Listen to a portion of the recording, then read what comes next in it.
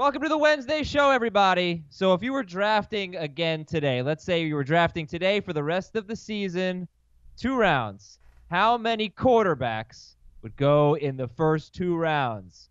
For me, it's more than 0. For the other guys, it's probably 0 or somehow less than 0. We welcome you to Fantasy Football today. I am Adam Azer. We're also going to be previewing a pretty big game on Thursday night, the Broncos and the Chiefs. And we say hello to our contestants today. Let's bring in the Kansas City boy. Heath Cummings is here. A little Kansas music for you, Heath. Big win for my Washington Nationals last night. Very happy that they are going to the World Series. So I'm just curious, and we'll get into this more later, but Patrick Mahomes has, by some accounts, been a little bit of a letdown this year, not a top 3 quarterback. Is there a different quarterback that you would take in the first 2 rounds? Are you taking like 4 quarterbacks in the first 2 rounds now? I'm taking 2 quarterbacks in the first 2 rounds. Wow. 2 quarterback. Yeah. I thought we were doing a 1 quarterback league redraft of the first 2 rounds. I did not know we were doing a Superflex league. Superflex will be more fun. They're not both for the same team. They happen to go with this in the first round. And I can hear Ben Gretsch. Let's get Ben's intro music up. Ben, welcome to the show. You don't like 2 quarterbacks in the first 2 rounds. Yeah, I'm baffled. I'm with Heath. Like, what has changed since the preseason? The only thing that has changed is we have a lot of busts at the top of running back and wide receiver, which should make our good more valuable. So I'm highly confused about this take. Right. Well, by the way, this was the theme song to Gentle Ben, which was a TV show about a bear. So getting a little creative today with the theme music. There was books. I read those books as a kid. Yeah. Me too. But yeah, no, there have been some busts at running back and wide receiver, and some guys that I quite frankly didn't think I could justify using a 2nd round pick on. But they're only two quarterbacks. Okay, so one of them is Mahomes. Find out who the other one is. 2 more than should be in the top 24 players in value the rest of the season. I don't know. If you have these guys on your team, I'm actually not really with Mahomes. Like, I almost put Matt Ryan in there too. 6 point per passing touchdown leagues. Like, maybe I will. Maybe I'll change my mind by the time we get to the segment. I wanted to give you a stat. Speaking of Mahomes, did you know that he has only 2 games remaining against teams that currently rank outside the top 10 in fantasy points allowed to quarterbacks? That'd be Minnesota and Oakland. So Minnesota's one of them, but his schedule: Denver's 3rd against quarterbacks, Green Bay's 7th, Minnesota's 15th, Tennessee is 8th, the Chargers are 9th, the Patriots are 1st, the Broncos again, the Bears in week 16, the Chargers in week 17. Heath, what do you think about that schedule for Mahomes? Does that matter to you at all? It brings up multiple interesting questions. One, how much does schedule actually matter for elite players? 2, is fantasy points per game the most predictive way of who will be good against positions or types of players moving forward? And 3, are defenses that are good the first 6 weeks the defenses that will be good the last 10 weeks? For the most part, my answer is no, I don't care that much. Yeah. And I don't either, since I have him as a 2nd round pick. All right. Well, I just thought it was kind of interesting. Last year, Patrick Mahomes did face a bunch of teams that were in the top 10 in fantasy points allowed to quarterbacks, and he actually didn't do quite as well as you might think. I could tell you in just a moment how he did in those games. I mean, he was fine. He had a little bit of a down game against Jacksonville last year, but I'll tell you what it was. So he had yards and 50 touchdowns. He did. He had 7 matchups against top 10 opponents last year. Teams that finished the season giving up, the 10th or fewer amount of points to quarterbacks. He scored 21 or more fantasy points in 6 of 7 games. So that's a good floor. But he scored more than 25 fantasy points in 6 point per passing touchdown leagues only twice, and one of them was week 1. So he was typically between 21 and 25 fantasy points, which is not what you drafted Mahomes for. So just tossing that out there. There's also a little bit of double counting there where teams that finish in the top, like any team that Mahomes skewered didn't end up finishing in the top 10 probably because he had so many monster games that really threw a lot of those defensive stats out of whack. You'd have to pull out Mahomes' stats to really break that stat down. I think it's mostly noise. And I agree with Heath about the rest of the season schedule. There's some players that you should be concerned about with schedule and matchup. A guy like Patrick Mahomes in an offense like the Chiefs, you just call them matchup proof. I mean, maybe he won't be as efficient, but he'll get plenty of volume, plenty of opportunities to throw it around, and they'll be fine. I mean, they'll put up points.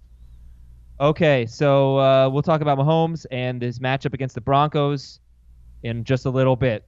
Some new fantasy vocab. So, Ben, we know what the red zone is. The red zone is once you get to the 20-yard line. You call the 10-yard line the green zone, right? Yeah, just a quicker way of saying inside the 10, which yeah. The touches from the 11 to the 20 are not actually that valuable. They're a lot different than touches from the 1 to the 10 or even the 1 to the 5. So we talk about red zone touches, especially rush attempts, talk about red zone rush attempts, and those stats can get skewed a little bit as well when we're talking about the carries that are at the 15-yard line compared to the ones that are at the 5-yard line. That's a huge difference. So I like to focus on the green zone. It's a pretty big difference to just focus in on the single-digit yard lines. I would like to propose that carries inside the 5 now be called the gold zone. No, God, the magenta. It's anything magenta outside zone. of the 20 be referred to as the gray zone. You know what? The gold zone is better, but I was going to propose the magenta zone for. No, it's the gold zone. The gold zone, the green 5. zone, the red zone. And really, the red zone should be outside the 20 because those aren't that great. Magenta is just like a very nice color. I just thought it would be a nice thing to say. Fine, the gold zone. Why not the lavender zone? Oh, that's terrible. What are you talking about, Gentle Ben? All right, buy low, sell high. Green is like money. Gold is like first place, and you're over here saying magenta. I'm just not following the magenta. Yeah, I guess that's sort of the point. Who are we buying low on, Ben? What do you think? Who was on my buy low? Le'Veon Bell. That was a Jamie move. Yeah. Oh, Le'Veon Bell. Absolutely. Only had one catch last week, but Sam Darnold's back. Scored his first touchdown since week 1. Got both of the green zone touches. He's the first. No Jets running back has had a green zone touch since Sam Darnold played in week 1. Their offense has been horrible, and offensive production leads to those high value running back touches. You got to get the ball down in there, right? So Le'Veon Bell got a short touchdown run this week. He got all their green zone touches this week. He had all their green zone touches back in week 1. Or no, Ty Montgomery did have a green zone touch this week. But Bell's playing a massive snap share, has 4 of the 5 green zone touches on the year. Tons of receiving work. Only had 1 reception last week. He did have 9 back in week 1 when Darnold started last time. Darnold's going to improve the offense as a whole. Bell's going to have a massive receiving role. He's going to get those scoring opportunities now. He's been inefficient from a yards perspective as well, but having a good quarterback in there will help him there. I think he's a top 5 running back the rest of the way, and I don't necessarily think you have to pay that right now. My only question with that argument, I definitely think Le'Veon Bell is a good buy low, so I'm not disagreeing with Ben, but we talked about this on FFT yesterday, and I just don't know. Sam Darnold better than Luke Falk? Absolutely, no question. I don't know that Sam Darnold is good. This was a good performance against the Dallas Cowboys, an outstanding performance, in fact. But it was one of, 17 games that we've seen him play now, and about 4 of those games he has looked like a really good quarterback. Why was you judge people so harshly on their rookie seasons? I mean, haven't we learned anything about rookie seasons? They mean almost nothing. So one of 2 games this year he has looked like a good quarterback? He played arguably the toughest defense in football in week 1, one of the 5 toughest defenses in week 1. He was already dealing with the effects of mono. Does it matter? Does he have to be that good? Luke Falk that's what I was going to say. Luke Falk was terrible. It doesn't matter. Le'Veon Bell is playing almost 100% of the snaps. He's running a ton of routes and seeing a ton of targets, and he's going to get all of their green zone work as their primary running back. It doesn't matter. Darnold doesn't have to be wait. It doesn't matter for Le'Veon Bell being a number 1 running back. No, I agree with that. It matters for him being a top 5 running back. That's gonna be a tough group to crack when you talk about the top 5 running backs. I mean, as we'll see when we reveal our top 24. I think you guys are more or less on the same page. Ben's a little bit higher, and the gold zone touches should go to Le'Veon Bell as well. The magenta zone touches. Let's stay with Ben and his buy lows because you still want to buy low on the Broncos running backs, and I still want to know what they need to get. One of them needs. I agree. If one of them gets hurt, you're talking about a total stud. Well, That's why. I mean, so they're averaging 4.7 and 4.3 high-value touches per week. Joe Flacco would actually be the player that I would point to say that Sam Darnold doesn't need to be that valuable. Because if Le'Veon Bell was in the Broncos offense right now and getting all the work, which these guys are not getting all the work, but he would be a top 5 running back right now. The offense is good enough with the Broncos that they're getting into scoring position. They're getting green zone touches every week. Phillip Lindsey has been getting a lot of those and scoring a lot of touchdowns. Royce Freeman's running more routes and catching more passes.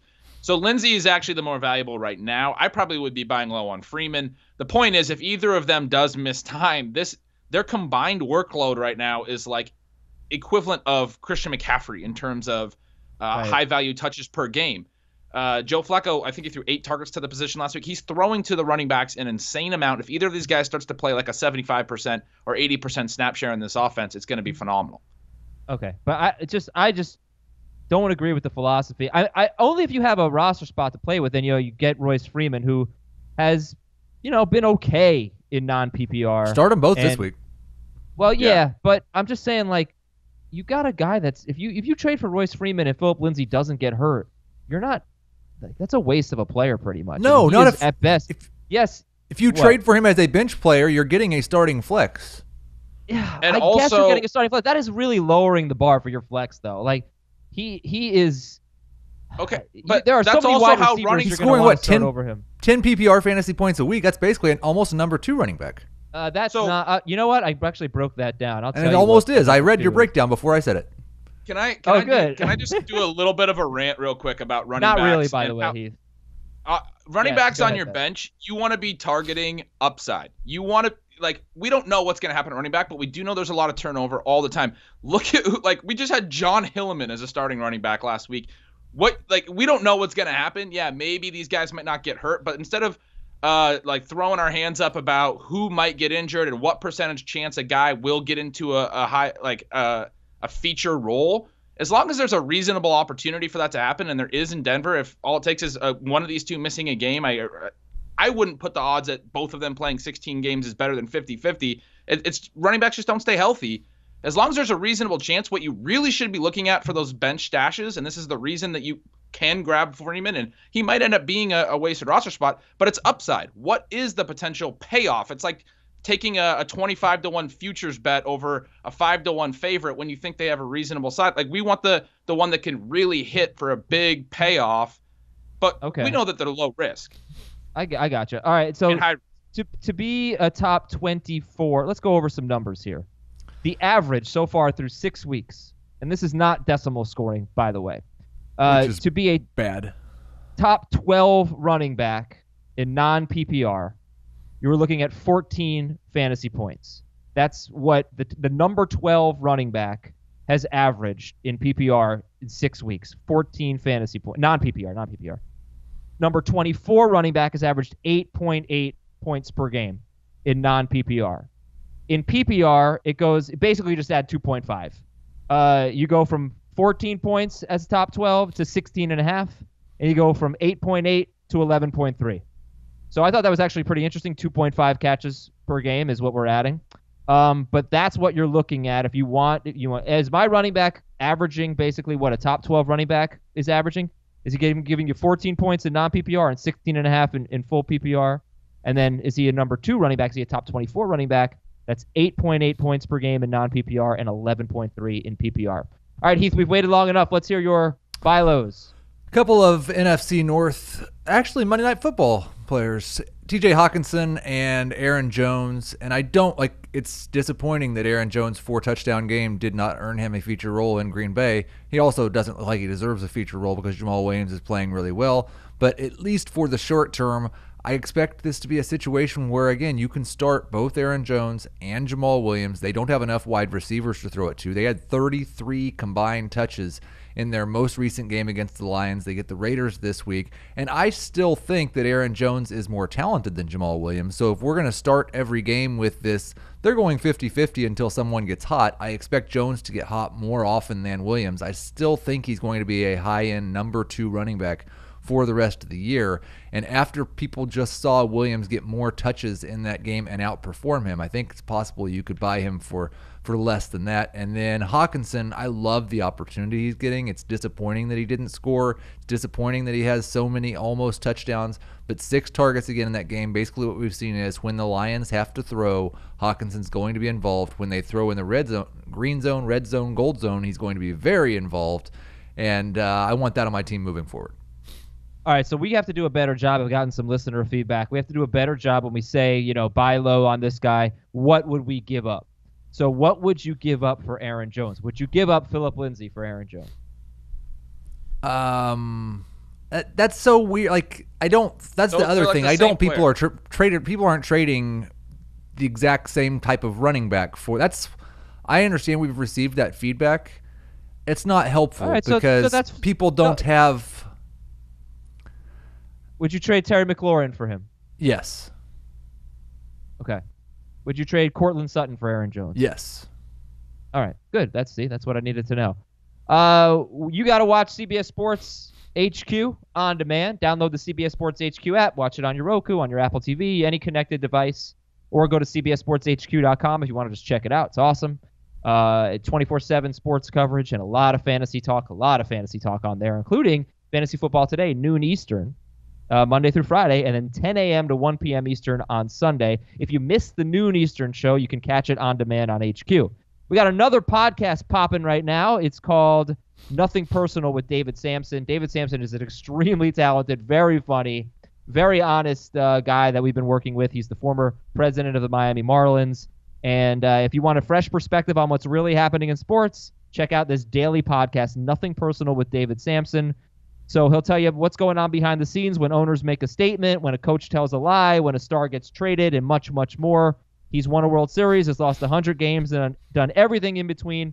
And we're going to give you this daily podcast. It's going to be there for you for your afternoon commute. So again, it's Monday through Friday, by the way. It's called Nothing Personal with David Sampson. All right, I apologize. I'm going to have to hurry you up here so we can get to our draft and preview our game and read some Apple Podcast questions and some fill in the blank. But, Ben, who are you selling high on right now? I threw Austin Hooper in there. I don't know if we've talked about him in recent weeks, but he's been on a great run. Obviously, just had a really good matchup with Arizona. Essentially, I just think he's going to be like a tight end 6 to tight end 8 type guy the rest of the season. I don't think he's suddenly an elite tier tight end, and he is the tight end 1 right now. So if you can get really good value out of him, I'd probably sell him. I mean, the other one is probably kind of the similar situation. I would be fine selling on Chris Godwin if you have receiver depth. I know everyone thinks he is a complete world beater. He had over 100 yards in just the fourth quarter last week at like a 9.2, I think it was, ADOT, while Jameis Winston set the highest amount of air yards mark in a single game by any quarterback this season, meaning he was chucking the ball down the field a ton while they were chasing, while they were coming back.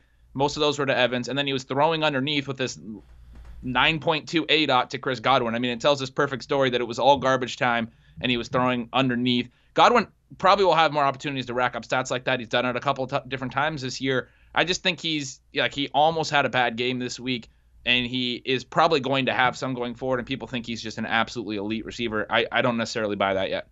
Okay, so who would you get for Godwin? So Le'Veon Bell is one that I think is really interesting. I think you could probably try to trade Chris Godwin for Le'Veon Bell, and I would do that. By the way, I just realized that I left Le'Veon Bell out of my top 24. That's going to have to change. We're going to have to throw him in there somewhere. All right, Heath, who are you selling high on?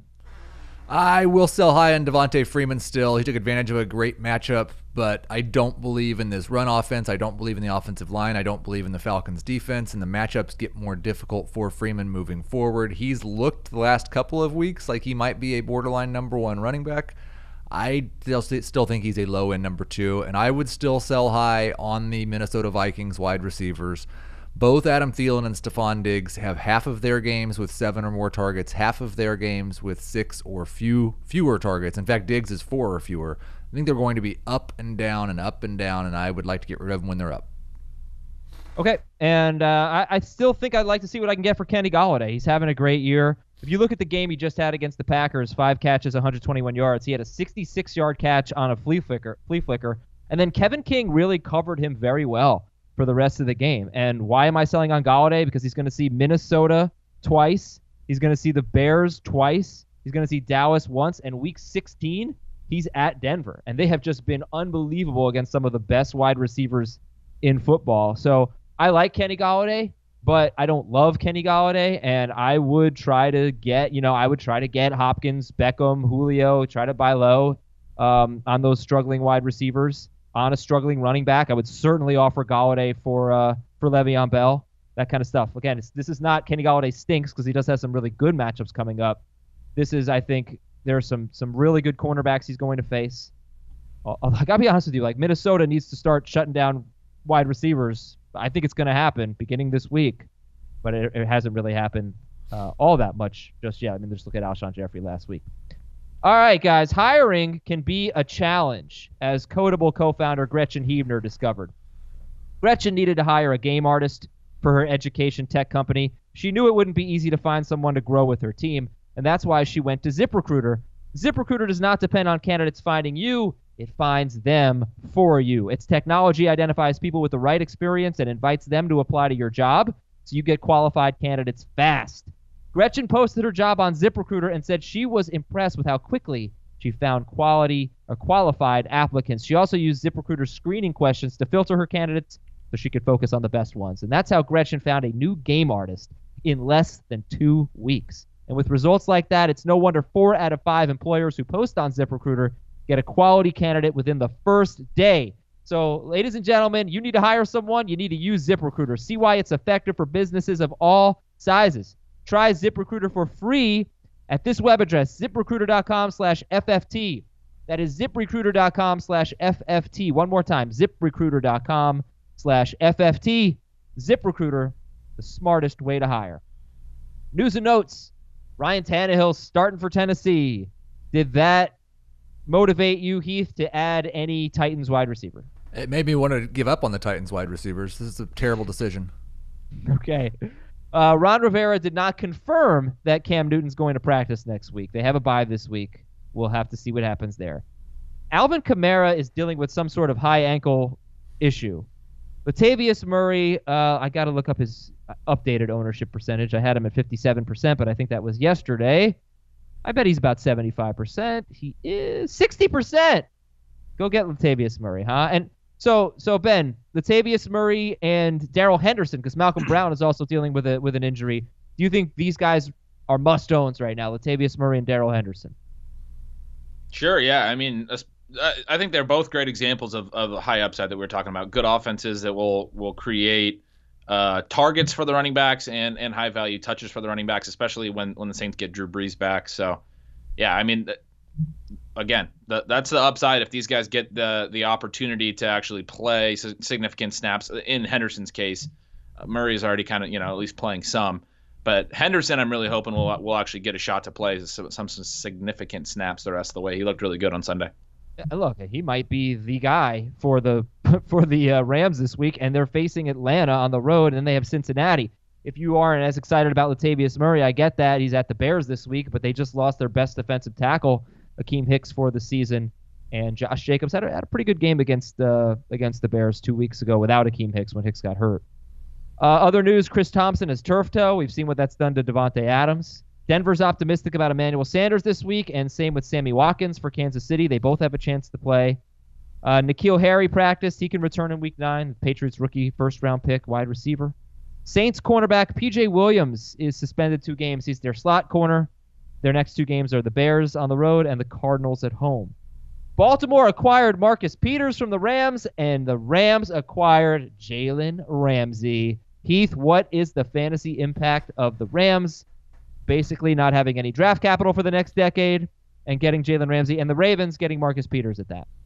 The Rams defense remains more interesting for fantasy purposes. It'll be interesting to see if Ramsey plays this week and if they use him the way he wants to be used. They've not really played the type of defense that Jalen Ramsey wants to be a part of so far this year, but I would assume because they traded for him, they're going to put him in man coverage and have him trail someone. That might be Julio this week. That might be really good news for Calvin Ridley and Mohamed Sanu because the rest of their corners are bad. They basically traded, in a sense, Aqib Talib and Marcus Peters for Jalen Ramsey. So it's hard to know how much better, if they got better at all, because Talib's on IR. I think if they're playing man coverage, like one of the things, Ramsey has been outwardly outspoken about really disliking playing zone coverage. And that's a lot of what they've played so far this year. If they're going back to bump and run man, Jalen Ramsey is worlds better in that defense than Talib or Peters in the defense they were playing. I understand, but they've lost 2 cornerbacks. That's why I'm saying it's very good for Sanu and Ridley. Yeah, right. All right, I'm ready to draft. Let's do it. Let's redraft the first 2 rounds. I gave you half PPR, 6-point per passing touchdown leagues. I thought this was difficult after the first 4 picks, to be quite honest with you, because I struggle a little bit with Kamara just because of the ankle injury. So who wants the first pick? I'll take the first pick since it's the Christian McCaffrey.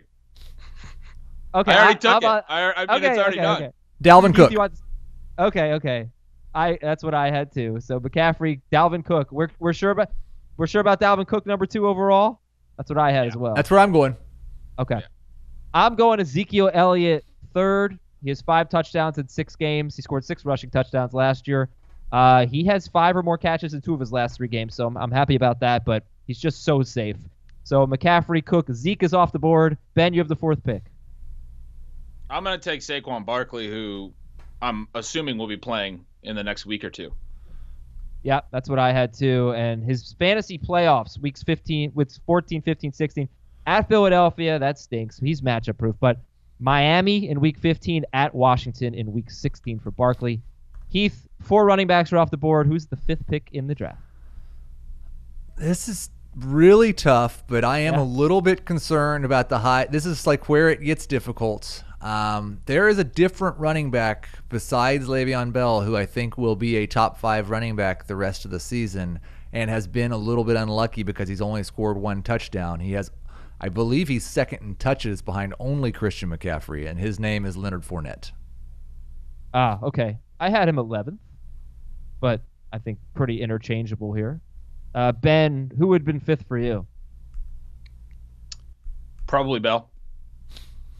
Okay. Bell or Kamara. I mean, Kamara's hard not knowing his injury status. It is tough here. I mean, Chubb is in play, but I wouldn't take him there because of Kareem Hunt.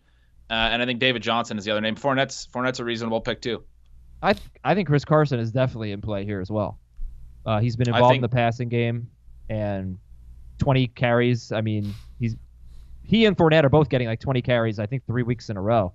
All right, so who was the pick? Leonard Fournette was the pick. He's the 5th pick. 6th pick, I can't believe he's my number 1 wide receiver, but I will take Michael Thomas. Just getting all the targets for that team. Yep. He doesn't have to deal with I hate it. If Devontae Adams were healthy, I would have taken him. He'd be my number 1 wide receiver for sure. Like there was a group of wide receivers that we viewed as pretty similarly, especially in PPR, and he's really the only one who has done what we expected. Oh, yeah, absolutely. And I think, you could say Tyreek Hill has, but it's only been 1 game. Sure. But, yeah, I had to go with Michael Thomas. But Julio Jones hasn't been bad. No. But he's like, I actually am a little bit more concerned about Julio Jones than his overall stats would suggest that you would be, just because they have spread the ball around so much more, and it's now 6 weeks into the season. He's got a 20% target share. Yeah, but they are throwing a ton too. I'll say that I probably can I take the pick back and take a running back instead? Nope. All right, fine. Michael Thomas is off the board. Ben, you have the 7th pick. I mean, it's funny because I said Le'Veon Bell is going to be a top 5 running back rest of the season. I think I would actually take Alvin Kamara here over Bell. I still think Bell could be a top 5 running back the rest of the season. I'm kind of factoring in that there's probably going to be some injuries. I mean, not all of these guys are going to play all the games. Right. Okay, so we go McCaffrey, Cook, Zeke, Barkley, Fournette, Michael Thomas, Kamara, and Heath, you're up. Yeah, it's 3-headed monster here for me. Choosing between Chubb, Le'Veon, and David Johnson. It's half PPR. Yeah. I think Kareem Hunt and just the uncertainty around that knocks Chubb out of it for me still. I'll go with David Johnson. Okay, so then I think I'm going to take I'm going to take Nick Chubb here. Nick Chubb is the pick at 9 overall. McCaffrey, Cook, Z. I'll recap the first round. Okay, so Chubb is off the board. You took David Johnson. He's off the board. Le'Veon Bell is the 10th pick. He's off the board. Heath, you're up. This is the point. Like, I took Julio Jones in a lot of drafts over the summer, and it's not felt great so far, but I'm going right back to it. I will take Julio Jones. Okay. And we will finish the first round with my pick of Chris Carson. Do you think Chris Carson's a top 12 pick? I mean, I think he's right up there with Chubb and Johnson and Bell and all these. Like, he's getting a ton of work and scoring touchdowns and whatnot. He's the last running back I would take in the top 2 rounds, I'll say. There's not – so I think running back is really interesting at this point in the season because there's guys that are clear hits that are worth trading for and paying, big value for. They're really good. They have really strong workloads. And then there's a lot of guys that are just like, I don't know if that guy's ever really going to have a big ceiling. So, it's funny. I got asked who by my brother who I would trade Stephane Diggs high for if I could try and sell him high for a running back. And I was like, well, there's a lot of running backs that I don't know I would sell down to Stephane Diggs. And then there's probably a lot that you can't get with Stephane Diggs because there's like this gap between the elites and the next tier. I got to say this, though. I'm just seeing it now. This is the one thing I didn't do in this exercise is analyze schedules. Here's what Chris Carson has coming up. Baltimore, we know how great their run defense is when they've got Brandon Williams. At Atlanta, should be good. And then how about this? Tampa Bay, at San Francisco, a bye, at Philadelphia, and Minnesota. So that is 5 weeks in a row with a top 6 defense against fantasy running backs or a bye for Chris Carson. And while I do still really like him, and if he gets 20 carries a game, it probably won't matter. You might have to downgrade him a little bit with that schedule. But I already took him, so we'll leave him there at 12. First round was McCaffrey, Cook, Zeke, Barkley, Fournette, Michael Thomas, Alvin Kamara, David Johnson, Nick Chubb, Le'Veon Bell, Julio Jones, Chris Carson, and Ben, you can kick off round 2. And actually, I lied because there is one running back, maybe 2 actually, that I missed here, but I still think there's a pretty big gap. But I would also put Kerryon Johnson in this Chris Carson group, so he would be my pick here. Okay. I was really hoping Ben was going to take DeAndre Hopkins because I would like to take a wide receiver, and I don't want to take DeAndre Hopkins, and I don't want to say that I would take another wide receiver over DeAndre Hopkins. And so I'm going to take Travis Kelce. Okay.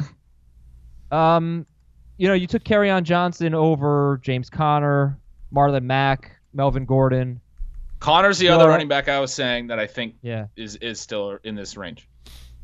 I don't like the other guys. I'm gonna piss you guys off and take my second ranked wide receiver rest of season. I know you're gonna disagree with it.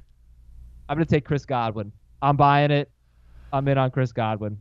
The thing that I was struggling with was Godwin, Cooper Kupp, and DeAndre Hopkins. And I actually think I prefer Kupp to Godwin, but you guys are really talking about Kupp and Godwin over like Tyreek Hill? That's who it should have been. That's who it should have been. Godwin. I had Godwin second, then I had Julio Hopkins, Tyreek Hill, Cooper Kupp. Those are the rest of my. It's my pick now after you just took Godwin, right? I'm taking Tyreek Hill. That's the right pick. Tyreek Hill. So Heath, if you could do it again, would you take Tyreek Hill or Travis Kelce? I would still take Kelce. I think the fact that he hasn't scored enough touchdowns yet is driving people crazy, but he is on pace for another elite season, and tight end is even worse than we were afraid it was going to be. He is absolutely worth an early second-round pick. All right, we're up to pick 17, so that's you, Heath. Who do you got? Hopkins is still on the board. I'm going to take James Conner. James Conner. All right, Hopkins is about to be off the board. I'm going to take DeAndre Hopkins. I think he's ready to bounce back. 18th overall. Wow, he has fallen like a full round. 19th overall, Chris. Wow, Ben. Sorry, go ahead. I mean, and I just want to say Hopkins still very valuable, and I agree with you, Adam, that he fell, but I think a lot of what we're doing here is positional value too, and we just talked about this. There's not a lot of running backs you can trust. There are a lot of other receivers that you can get. So it's a little different doing this in season now that we know all the workloads and everything. Receivers should be falling a little bit. There's no real like zero RB strategy when you actually know the running backs that have the massive value. Right. So I'm going to go. We didn't take Julio Jones yet, did we? Yes, I did. Yes. Okay. He was 11th. This is a tough pick. I'm going to take Beckham is still there. Beckham's still there. And then you guys were talking about Cooper Kupp, who I don't think Kupp. I would take. I'm going to take Mike Evans, who I think he's actually leading the NFL in air yards and air yards per game. They're chucking the ball around. He hasn't been super efficient. Everyone thinks Chris Godwin's better than him now. The volume is massive. I still think he's going to be very good. I think this is a good question, because how do you factor in, because efficiency does matter to some level. Mm-hmm. And for most of his career, not last year, but for most of his career, I think Mike Evans is what you would call an inefficient wide receiver. He doesn't catch a very high percentage of his passes, and he doesn't generally contribute hardly anything after the catch. So his air yards are less valuable than an average receiver's air yards, right? They are, but he's led the league. He's leading the league now, and he's been at the top of the league for like 5 straight years. So, yes, he's been inefficient, but he also has this really long track record of massive downfield volume. And if you actually like go back and look at some of the examples, last week against the Panthers, he dropped that pass right before the half that was like a 40, 50-yard completion, might have been a 70-yard touchdown. Go back to, I think it was week 2, he dropped the pass in the end zone where he was kind of diving. He does that. Right, he does that. He's going to do that, but those opportunities are there, and he's still been, what is he, like wide receiver 6? Like, he's still been very good with those missed opportunities. I think he's wide receiver. I think he's exactly where we drafted. I think he's wide receiver 8. Oh, wow. Right, so the inefficiency doesn't bug me, and I'm also factoring in that he was sick for week 1, and then they played on a short week 2, and he still wasn't probably right, and he had 2 bad games to start the season. I think his upside is still very, very high. I don't like watching those plays for my fantasy points, but I still think the points are there. No, I just think he is a very good example. Like, there's this struggle between opportunity and air yards, and it matters so much more than what was accounted for 2 or 3 or especially 5 years ago. But it also, like, there is still the efficiency part of it, and that, for a guy like Evans, who we've seen it for like 5 out of 6 years now, I just feel like you have to factor that in as well, and I think it's interesting. I'll take Cooper Kupp. I totally agree with that. Right. You have to factor it in, but also in those 5 out of 6 years, he's been very good at fantasy, right? Yeah. I'll take Cooper Kupp. If you look, just take what he's done since the start of last year, and it's a 97, 12, 43, 11 pace. That includes one game where he got 1 target and left the game. That includes another game where he left at halftime because he was injured. He has been awesome and their number 1 wide receiver since the start of last year. I don't know if you know this, but he roomed with Jared Goff. They've got a really good connection, and I'm buying in. Yeah, and I had him 15th overall, so he took him 20th. Cooper Kupp.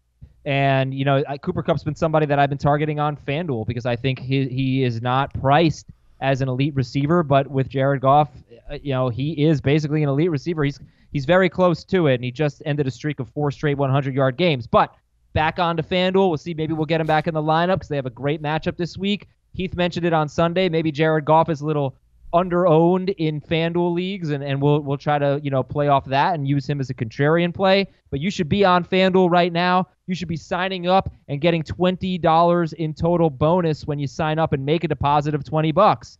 So you'll get an extra $5 in site credit every week for 4 weeks if you go to FanDuel.com/FFT, or just download the FanDuel app, but go to FanDuel.com/FFT to get that bonus. You get a new team every week, as many teams as you want. You want to play for $1, play for 5, play for 10, 20. It goes on. You can do whatever type of league you're comfortable playing in. And, I think if you listen to this podcast, you got a very good chance to do well on FanDuel, and you can listen to our advice as well. Again, FanDuel.com/FFT. Make a $20 deposit and get an extra $5 in site credit every week for 4 weeks. FanDuel.com/FFT. The final 4 picks of this draft after Cooper Kupp, Lamar Jackson is my pick. Lamar Jackson, ladies and gentlemen. Over Mahomes? Wow. Yeah. I thought you said this was 6 points per pass touchdown. I did. Yeah, Lamar Jackson over Mahomes and over Russell Wilson, who's the number one quarterback in that format. Well, you know, anyway. we get a lot of flack in the preseason for our drafts not being representative of what real fantasy drafts are like, because we don't have anybody in our league that reaches on quarterback and makes silly decisions like this. And so I think it's good of you, Adam. I think you should just be that guy from now on that takes a quarterback in the first 2 rounds to make our drafts more representative of real drafts. There's only one player left that was viewed, I think, as a total James Conner's off the board, right? Did you just not even respond to that? I kind of wanted to respond. You just said he's happy that you're the village idiot in our draft. That's fine. What I'm saying is there's only one player on the board that was looked at as like a total stud that I can think of, and that was, Mahomes and Beckham. Beckham is the guy I was thinking of. And I'm fine taking Jackson over Beckham. Melvin Gordon, I don't think you can justify it right now with the way he's played. So I don't think there's an obvious guy to take over Lamar Jackson, and that's why I took Lamar Jackson. Look, I don't disagree that there's not a lot of other options, but you still should be going to that next tier in my opinion, to that next tier at other positions. Keenan Allen, I think, is right there. I'm going to take a guy, George Kittle, that I think is essentially a late second, early third round value. It's a little bit of a reach. Already had his bye, so that's a big reason that I like trying to trade for him right now. He's already had his bye. He's had 2 touchdowns called back, and he's been very consistent, clearly been their number 1 passing option. I think he's going to be a top 3 tight end the rest of the way, and definitely worth close to where he was drafted in preseason still. Actually, it's a good pick. I mean, he is their number 1 receiver for sure. I just think tight end's a little deeper than we thought, although the Disley injury changes that a bit. Okay, 2 more picks. Heath, who's 23rd? I feel I've got 1 pick left, and I feel like there's one guy that we're going to be getting emails and saying, I can't believe you forgot to draft this guy, and I've just been searching through the injured list trying to figure out who it is. I've failed in that mission, so I'm going to settle for a second tier, third tier wide receiver that I'm just hoping bounces back. Maybe they'll trade for Eli Manning Beckham? so he can have a quarterback, Odell Beckham. Odell Beckham. Remember the whole thing of, man, how much better is Odell Beckham going to be now that he has a good quarterback? Yeah. And I'm going to take Patrick Mahomes, 24th. That's my second quarterback. And guys who just missed the cut, I'm sure, Keenan Thielen. Yeah, Keenan Allen, Adam Thielen. Julian Edelman should have gone. Keenan Allen was a second-round pick and was an absolute stud in the first few weeks of the year, and then he had a couple down games, and we're drafting him later than where he was in the preseason. That's not much silly. later. I mean, he might be the next pick. I think Marlon Mack deserves some consideration here. Still think Melvin Gordon does, and okay. Devontae Adams. Thank you. Devontae Adams. Oh wow, that's a big miss on my part. He's going to be out for. I don't think you take him in the first 24 picks. He's I don't think so. A while longer. You think so? All right. Okay. I mean, Keenan Allen's been better on a per-game basis than him and is currently healthy, so he should probably go before Devontae Adams. Right. Yeah, all right. So we got this big game to preview, and then we'll do fill in the blank. We'll read your Apple Podcast questions. We'll finish up our show. Let's take a quick break on fantasy football today. When we come back, Chiefs and Broncos. We'll be right back. Kansas City at Denver. Is our resident Chiefs fan a little nervous about this game? Heath, that's you. I am an objective analyst that is not a fan of any team. Well, I am. This is going to be a fun game for me because in our telethon league, I have arguably the best team in the league. I'm 4-2 and the second highest scoring team. I'm facing Dave, who's 5-1. I have Patrick Mahomes, Tyreek Hill, Sammy Watkins, Travis Kelce, Royce Freeman, and Phillip Lindsey. Wow. That's that. I don't know. Game stack. Not a great. I don't think it's a great week to have a bunch of Chiefs. Let's start with the Chiefs. Since Tyreek Hill's first game against Denver, he caught a touchdown in that game. He has not had more than 70 yards or a touchdown in his last 4 games against the Broncos. They have shut down Allen Robinson, Devontae Adams, DJ Chark, and Keenan Allen, although Chark had a touchdown called back. None of those guys scored double-digit fantasy points in PPR. Mahomes scored 24 fantasy points in 6-point per passing touchdown leagues at Denver last season. He was much better at home against Denver. And Denver right now is looking like a very good defense, and they're coming around. I guess the jury's still out because they haven't had the toughest competition. but they held Aaron Rodgers to 15 fantasy points for what that's worth. All right, so is it Heath? Is it all systems go for the Chiefs, at least for the big three on the Chiefs? The big three is no question, and it never is. Sammy Watkins is a mid-range flex. The running backs are the real problem. Okay, so let's talk about that. Ben, what's your take on Damien Williams, LaShawn McCoy at Denver? Your thoughts? Yeah, I think it's a tough situation to handicap, but Darryl Williams came in as their second running back last week and immediately caught a 52-yard reception, and then didn't play much the rest of the game. He got another target on the next drive. He played 7 snaps total. It's like Andy Reid had him in their 15-play, script to start the game a little bit, but once that script ran out, they went back to their McCoy and Damien Williams two-man tandem, and if that's what it's going to be, if it's going to just be two, those guys are very valuable. And the last 2 weeks, there hasn't been a lot of touches and a lot of production for Kansas City, but the last 2 weeks, Kansas City's total yardage has been 2 of the bottom 3 games since Patrick Mahomes took over as a starter. I don't think that continues. I think they'll be all right. He's aggravated his ankle in both of those games, assuming that he can at least stay healthy and not re-aggravate the injury every single week. I think their total yardage bounces back. That's good for the running backs overall. I think both of these guys can be starters, and I think both of them are buy lows right now. Boy, I'd have a tough time starting a guy who just had two touches, though, and Damien Williams. I think I have to. But where do you have them ranked, Heath, McCoy and Damien Williams? I do not want to start a Chiefs running back, but McCoy would be my favorite.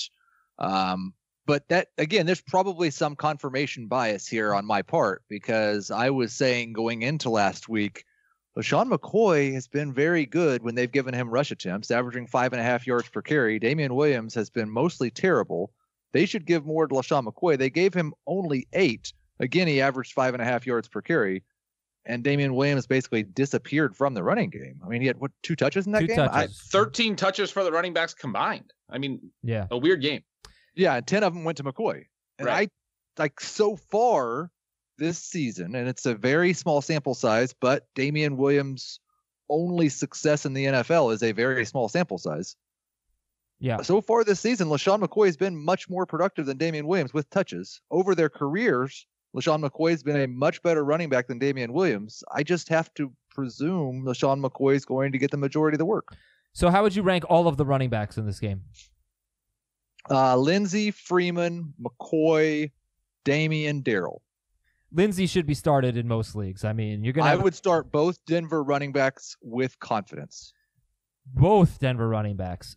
So, With confidence. when you look at the last 3 weeks against the Chiefs, we have had 3 straight running backs have more than 20 carries and more than 110 yards.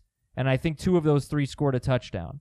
And we're talking about Carlos Hyde, Marlon Mack, and I apologize. Who was the other one? Kerryon Johnson, was it? Yeah, I think so. And, yeah, he had 26 carries, Kerryon Johnson.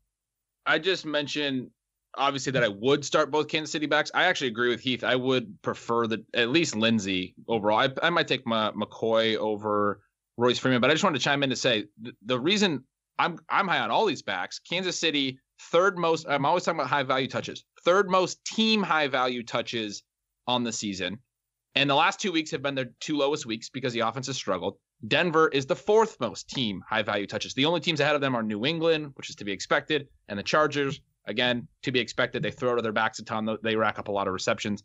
But the Chiefs and Broncos, they're committees, but there's so many high-value touches in these committees. Even if McCoy gets a lot of the work, Damien Williams can still score like he did last week on few touches if he's getting receptions and if he's getting goal line scoring opportunities. All right, just to sum it up, Damien Williams for Dave, Jamie, and Heath is outside the top 30 in non-PPR, outside the top 24 in PPR. LaShawn McCoy is outside the top 24, I think, in PPR, and let me just see where he is. 31, 29, and 27. So they're both flexes. And then Lindsey and Royce Freeman are worth looking at here. Lindsey for sure. Royce Freeman, if he gets 12 carries, certainly got a good chance to get 60 rushing yards, and then he just hasn't scored a touchdown. He doesn't get any carries near the goal line. So he might have to break one, but still a good flex this week.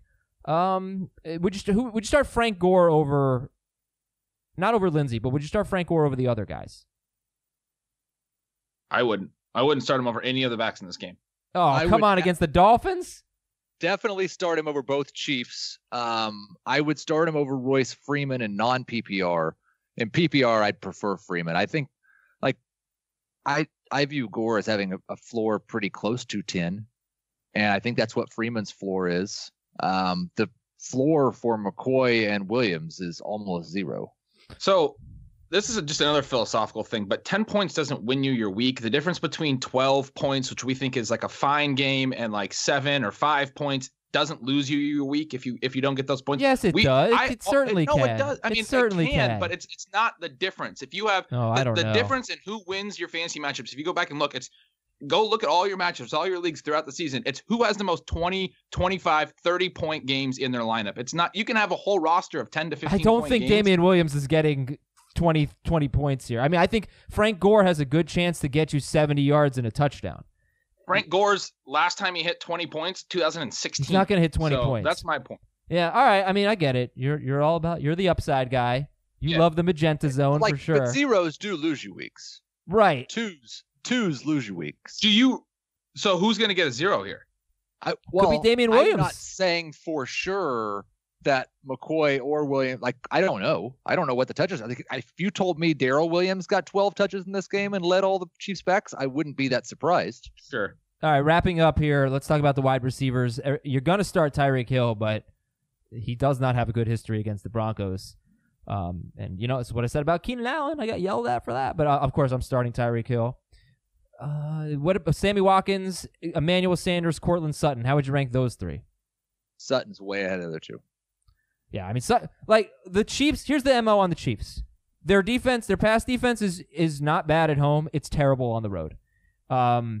They give up a ton of production to wide receivers on the road, and it makes me wonder about Emmanuel Sanders. I think you guys have him in the 30s. I know he's hard to trust right now. He's had less than 10 yards in 3 of his last 4 games. He has a knee injury. Would you start Emmanuel Sanders or a Chiefs running back? Oof. I would start a Chiefs running back. I would start a Chiefs running back in non-PPR and probably Sanders in PPR. All right. It's really close, though. And I do prefer Sanders to Watkins. You do? Yes. Okay. Start Kelce, sit Fant, and the Broncos DST, a borderline starter. Not for Heath. I think you have them pretty low, right? Broncos. Wait, why are we sitting Fant if you have bad tight ends? Because I'm actually going to start him in a couple leagues. So do you have some good stats on that? Well, he had a great matchup last week and didn't do anything. Yeah. Has he done anything? Like, he scored a touchdown this year, but he doesn't have 40 yards in a game yet. No. But the Broncos don't throw a ton. I think they might have to throw a little more, and he's running routes on like 70% of dropbacks consistently. So I think there's a little bit of appeal because Kansas City's bad. I've got him 15th, so I don't hate it. Yeah. Okay. I mean, this is like a league where I have to play a guy off waivers. Sure. Yeah. Yep. I get you. All right. Listen, you can start Noah Fant all you want, but if you're not downloading the Honey browser extension, you are making a big mistake because you're going to save a lot of money. I shop online like everybody else, and I save money when I use Honey. So here's what you do. I didn't realize the awesome rhyme I just made. You go to joinhoney.com/FFT. joinhoney.com/FFT. In just a couple of clicks, it installs on your computer. It's free. And then you go and you shop online, and Honey says, hey, there's a coupon code you could be using. It saves you time and money when you shop online by scanning the internet for codes and other discounts, and then like magic, it automatically applies the one with the biggest savings to your cart at checkout. So, I mean, we're talking about Amazon, Macy's, J.Crew, Domino's, Sephora, Target, and more. There's coupon codes, sales, discounts at over 20,000 sites. It's not that I use it. It's like, I don't go on and say, I'm going to use Honey now. I go shopping, and then Honey just says, hey, guess what? We got a discount for you. It's so easy, and it has saved me a lot of money. So go to joinhoney.com/FFT. 2 clicks. Put it on your computer. It is free. Get Honey for free at joinhoney.com/FFT. From Apple Podcasts, here are the questions. From Low in the Cut, I'm struggling between Carson Wentz at Dallas and Josh Allen against Miami. Heath, who do you have? Wow. Whoa, that was a good one. All right. I'm going to have a new remix soon. Josh Allen or Carson Wentz? I'm going Allen. Yuck. Okay. I'm going Allen. From Jess B. Ben, what are your thoughts on this trade? Give up Travis Kelce.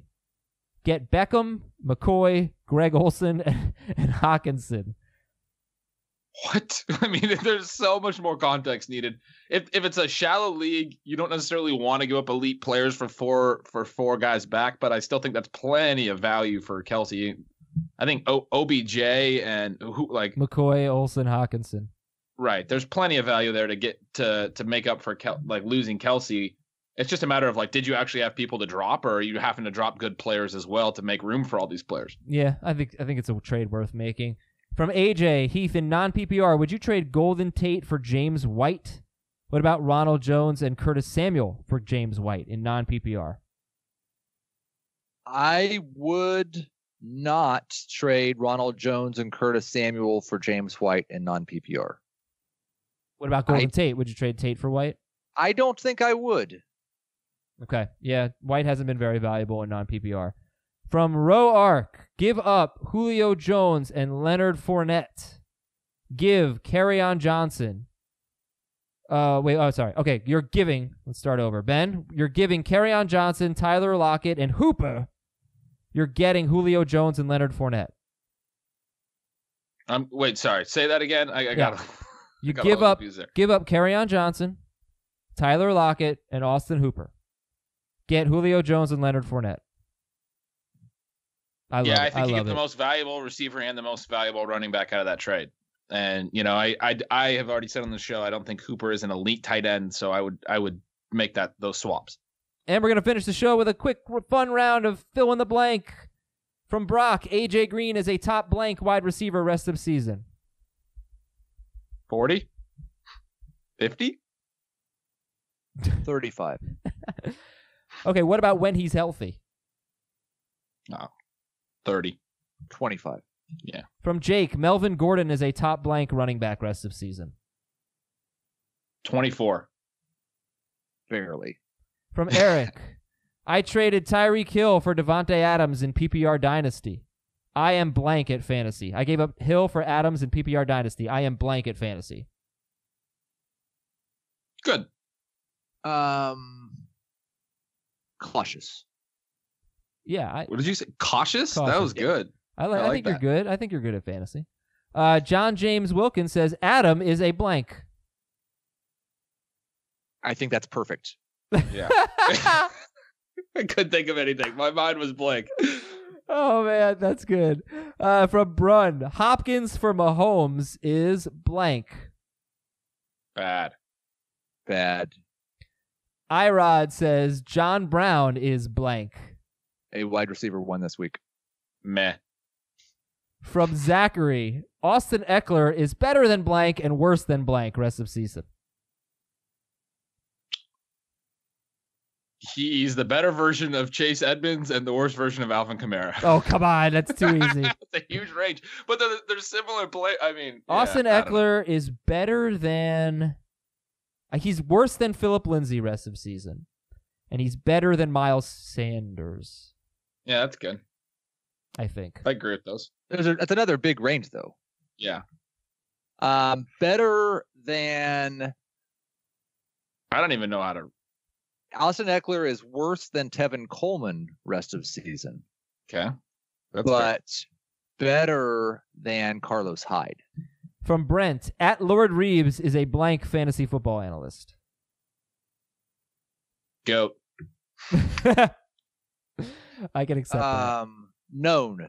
Yes. Known. And I will say he is a now known to me fantasy football analyst. That's great. From Fantasy Football Opinions, blank is the wide receiver to own in Tennessee with the quarterback change. Do the Volunteers have any good wide receivers? Maybe Adam Humphries. A.J. Brown. By the way, Ryan Tannehill is definitely a better passer than Marcus Mariota. From Sam, zero. Brown is definitely Ben, do you agree with that? I don't know if I agree with that. I really don't. I think it's agree. the offense a little bit. I agree with it. From Sam, zero RB strategy has been blank so far. Fine. Frustrating. God awful, destroying all of my seasons. No, I don't think it's been that. Like I have some very bad zero running back teams. It has failed in many ways, depending on the wide receivers and running backs you've chosen. But I also have a zero running back team that this week I'm going to be trying to decide between like 5 guys in my top 20, and I didn't take a running back in the first 6 rounds. That's wonderful. So, I think the problem with zero RB has actually been the wide receivers. Well, yeah, and this is a big reason in the preseason we talked. I mean, I know I talked a lot about doing like a modified zero running back where you can still take running backs in the first and second round, but then you don't take running backs in the dead zone that we talked about, right? The 3 to 5 range. It's tough right now because none of the elite receivers are hitting. That's the thing. But your team's not awful because the dead zone has been bad for running backs too. All right, we got to get out of here. Thank you so much, everybody. We'll talk to you tomorrow with the AFC home games. And that's it. I'm done. Goodbye. That's it. I'm done. Goodbye. That's it. I'm done.